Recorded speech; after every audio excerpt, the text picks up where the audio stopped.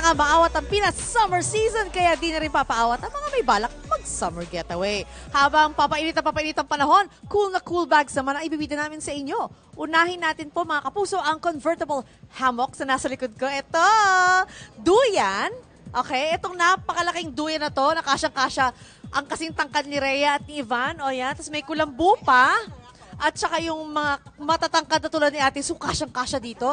Alam nyo ba to, convertible to? Oh, neck pillow! Yes, nagtaka rin ako. Akala ko, how can it be? Kakasya talaga. Kakasya nga talaga siya. Ito yon, okay?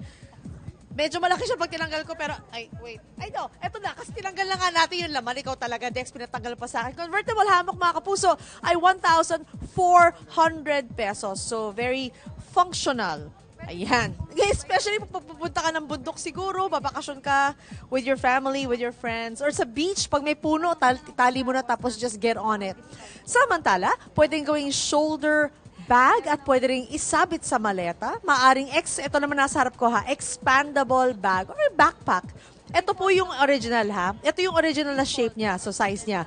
So kung magta-travel kayo, all you have to do is to open it. Tapos kung nag-grocery kayo, pwede rin to, di ba? So, ayan, naglakad kayo sa grocery. Paglabas nyo ng grocery, ang dami yung dalang gamit. Ayan, mga delata, pwede yung lagay dito. Ang galing, di ba? Tapos kung naka-fold siya, ganito lang siya kaliit at kanipis. So, hindi siya masyadong disturbo sa mga bags nyo. Ang presyo niya, mga kapuso, ay 180 pesos lamang. Now, kung meron kayong mga baby na kasama, ayan, nagta-travel kayo, ito mga mommies natin, tuwang-tuwa sila dito. Pambatang bag na maaring gawing upuan ang ilalim ng part ng bag. Ay pwedeng gawin naman na gamit, yung lalagyan ng gamit ni baby tsaka ni mami, yan. Pag binuksan nyo yung lalagyan sa ilalim, pwede kayo maglagay ng kung ano-ano, bottles ng baby or pampunas, and then sa taas niya, is parang basically high chair siya. 800 pesos lang po ang halaga nito. Dati mayroon akong ganyan ng baby pa mga anak ko.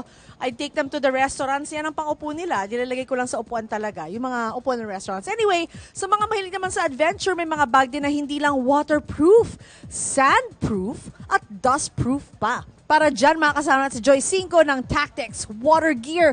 Good morning, Joy! Good morning po, ma'am. Okay, tell us about this. Ano ba ang importansya ng waterproof, dustproof, sandproof, the features sa mga bag na to? Ba't natin kailangan yan? Ma'am, especially po this summer, ma'am. Yes, mag-beach tayo. Yes, yes, ma'am. Kailangan po natin, ma'am, ng waterproof, sandproof, and dustproof to keep your items safe and dry. Oo nga, totoo nga naman. Tsaka, hindi lang safe and dry, kundi clean pa. Yes. Diba?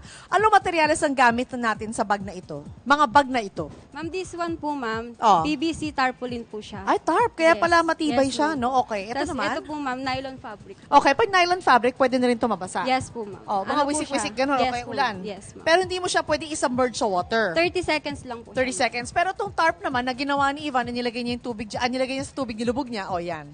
30 seconds lang po usually. Talaga? O, angat mo na, Ivan.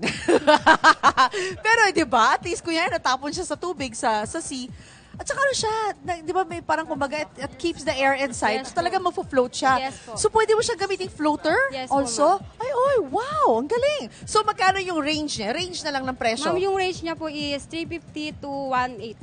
350 to 1.8 depende sa klase at saka Yes. sa size na bibilin mo. Yes, po. Alright. Ayan, blue daw si Ivan. Maraming salamat. Yes, Thank you, Joy.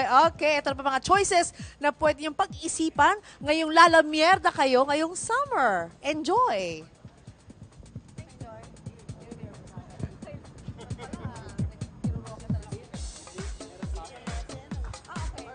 Siyempre, nakachismis na ako nito ko sa bag. Anyway, balikan natin ang snowy food trip ni Mars Suzy sa isang Bingsu Cafe sa Muntinlupa.